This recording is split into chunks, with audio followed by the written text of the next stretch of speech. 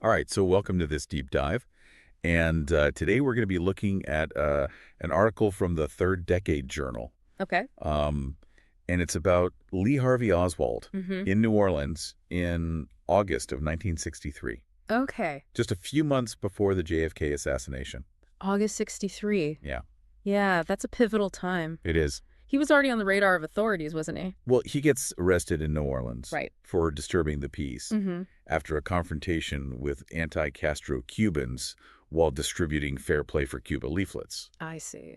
And so what's interesting about this article is it kind of picks apart the Warren Commission's account of what happened next. Ah, the Warren Commission. Yeah. Their findings have been debated for decades. Yes, they have. What specifically are we questioning today? Well, their report claims that Oswald requested an FBI interview while in police custody. Okay. And they even cite sources for this, CE 141 and NO 45. Okay. But the article says that those sources don't actually support that claim. Okay, let's break that down. Okay. What are these sources and how do they fall apart? Well, CE 141 is a police report about Oswald's interrogation.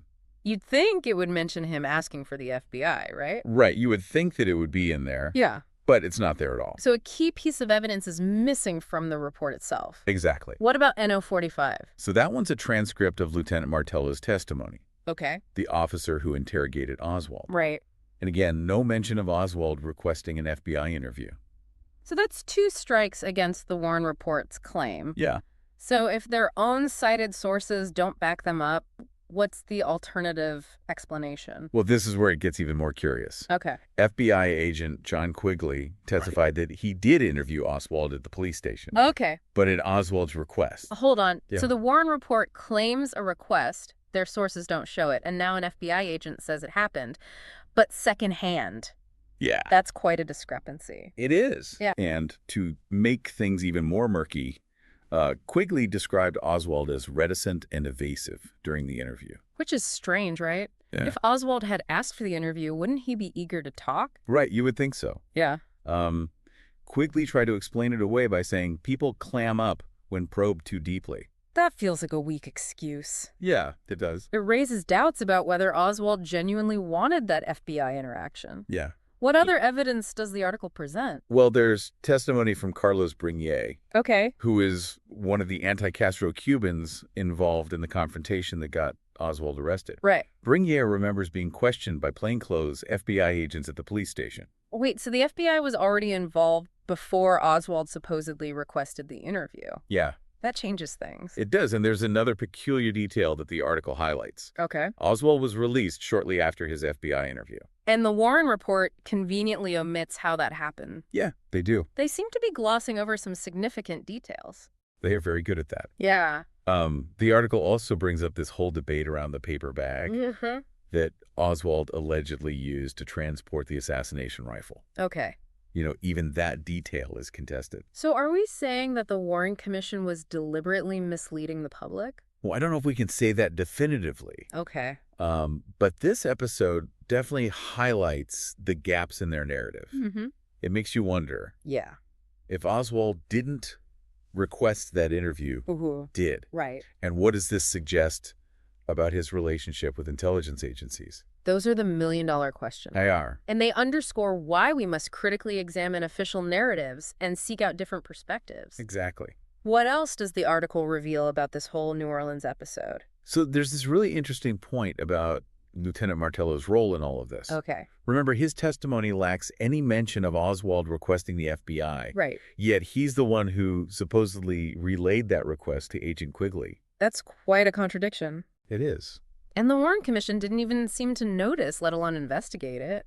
It really makes you wonder what they were choosing to ignore. Yeah. What was so important about speaking to Oswald that day, Mm-hmm. even if it wasn't at his request? Right. What were they hoping to learn? Yeah. You know? Big questions. Yeah. It's a puzzle for sure.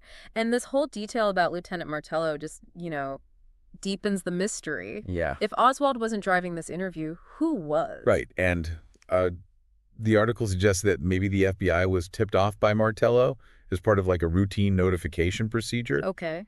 But even then, wouldn't that have been documented somewhere? You'd think so, right? Yeah. Even routine procedures leave a paper trail, and yet both Martello's written memorandum and his testimony omit any mention of Oswald asking for the FBI. Right. It's a strange oversight, to say the least. Yeah. And the Warren Commission didn't even bat an eye. They just accepted the FBI's version of events without, digging deeper. It does make you wonder if they were intentionally avoiding certain lines of inquiry. Yeah. Perhaps they were worried about what they might uncover if they pulled on that thread too hard. And speaking of things being overlooked, remember how Oswald was mysteriously bailed out of jail shortly after his interview with the FBI? Ah, yes, Mr. A. Heckman, the phantom bail bondsman. Yeah. The Warren report mentions him, but provides no other information. Right. They don't even question Oswald about it. It's like they just dropped that name and hoped no one would notice. Yeah. Who was this Heckman character, and why did he bail Oswald out? Right. Was there a connection to Oswald? Was he even a real person? Excellent questions that the Warren report unfortunately leaves unanswered. And this isn't the only instance where they seem to gloss over potentially important details. Right. They're quick to dismiss any suggestion of Oswald being connected to intelligence agencies, even though there's evidence to suggest otherwise. It's fascinating how the article touches upon that very point. It suggests that the Warren Commission might have been too eager to portray Oswald as a lone wolf, a disgruntled individual acting entirely on his own. The lone gunman narrative, it's certainly the easiest explanation to digest, isn't it? Right. Case closed. Case closed. But rarely is anything that simple, especially when you're talking about something as complex and impactful as the JFK assassination. Yeah. There are always more layers to uncover, more questions to ask. That's what makes this so captivating, right? The deeper you dig, the more you realize just how much we still don't know. It's like a giant jigsaw puzzle with half the pieces missing. And perhaps some of those pieces were intentionally removed to obscure the full picture. Yeah. Which brings us back to that intriguing detail about the paper bag Oswald allegedly used to transport the rifle. Right. The Warren Commission concluded that Oswald brought the rifle into the Texas School Book Depository in a paper bag, but so many researchers have questioned that claim. And for good reason, there are inconsistencies with the paper bag theory. Witnesses who saw Oswald that morning gave conflicting descriptions of the bag. Right. Some even said the bag they saw was too small to hold the disassembled rifle. Plus, there's no photographic evidence of Oswald with the bag, and the one that was eventually found wasn't properly documented or preserved. Another example of how even seemingly minor details in the official narrative can be unreliable or, at the very least, questionable. Yeah, it all seems incredibly suspicious, almost as if someone was trying to manipulate the evidence to fit a predetermined conclusion. That's a sharp observation, and it leads us to another intriguing point from the article. It mentions that in 1980, researcher Jack White uncovered 2 different copies of an FBI document related to the paper bag. Wait, 2 versions of the same document? What were the differences? One copy stated that the bag was examined and found to have the same observable characteristics as the paper used to wrap the rifle. Go ahead. The other copy stated that the bag was not identical to the paper used to wrap the rifle. Hold on, one says it matches, the other says it doesn't. That's a huge discrepancy. How is that even possible? That's the very question Jack White and many others have been grappling with for years. It's a glaring example of how historical records can be manipulated or altered to fit a particular narrative. And it makes you question the authenticity of all the other evidence, doesn't it? Yeah. If they were willing to tamper with something as simple as a paper bag document, what else might they have changed? Exactly. It significantly erodes trust in the whole investigation. So let's recap. We have conflicting accounts of the FBI interview request, a mysterious bail bondsman who vanishes, and now 2 versions of the same FBI document with completely contradictory information. Yeah. It's mind-boggling. It is a lot to take in. It highlights why we must approach historical events with a critical and discerning mind. We can't simply accept the official narrative, especially when so much evidence suggests there's more to the story. Absolutely. We need to challenge assumptions, question those in authority, and search for the truth ourselves. And that's precisely what this deep dive encourages critical thinking. It urges us to question everything, especially when it comes to shaping our understanding of history. Because sometimes the truth is a lot stranger and more complex than fiction. This whole episode has me thinking about the implications of the Warren Commission, potentially overlooking or even manipulating evidence. Right. What are your thoughts on that? Yeah, it is a chilling thought, isn't it? The possibility that the Warren Commission, tasked with uncovering the truth behind one of the most significant events in American history, might have deliberately steered the narrative in a particular direction. It really is. And if they were willing to do that, what does it say about the information we receive from official sources in general? Can we ever truly trust what we're being told? That's a question every critical thinker has to grapple with. It's Yeah. not about dismissing everything outright, but rather, cultivating a healthy skepticism and developing the skills to evaluate information for ourselves. We need to look beyond the headlines, examine the evidence, Right. consider alternative perspectives, Right. ask difficult questions, Mhm. especially when those in power have a vested interest in maintaining a particular narrative. Which brings us to another fascinating aspect of this article that ties into the bigger picture organized crime. Oh, yes. Tell me more about that.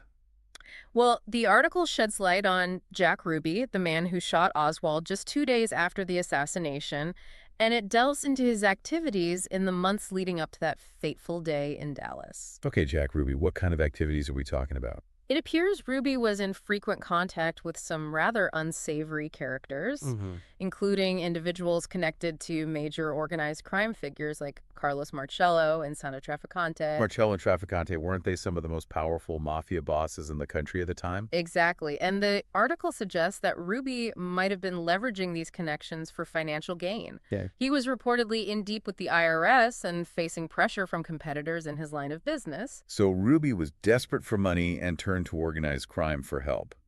That's a pretty explosive claim. Did the Warren Commission investigate this? They were aware of these connections, but according to the article, they chose to downplay them. They presented Ruby as a simple nightclub owner who acted impulsively out of grief.